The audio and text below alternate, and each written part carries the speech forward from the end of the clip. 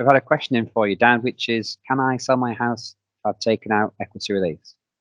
Yes, you absolutely can.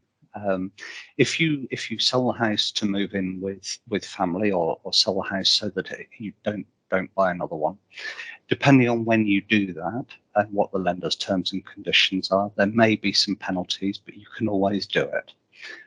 So the thing to do would be to speak to your advisor and go through what your plans are, and make sure that that's in place to enable you to do that.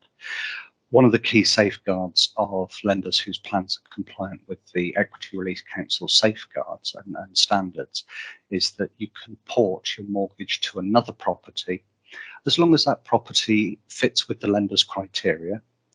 So generally speaking, they're looking for a standard construction property. They wouldn't be willing to port it to a property abroad. If you wanted to move to Spain, they wouldn't consider something like a park home or something like that. But yes, if it's another standard property, in most cases you can move your lifetime mortgage onto that.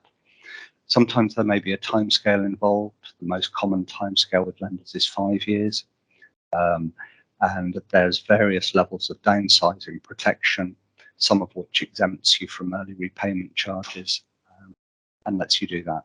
Importantly, for couples in particular, a lot of lenders have a safeguard in place that if something happens to one of you, so if you were to die or to go into long-term care, then in a lot of cases, the survivor has 3 years to repay the mortgage, to move property, all with no early repayment charges. So at that time where there's a lot of trauma and upheaval in someone's life, they don't need to worry about the potential for penalties if they want to reassess what they're doing and sell the property and move on.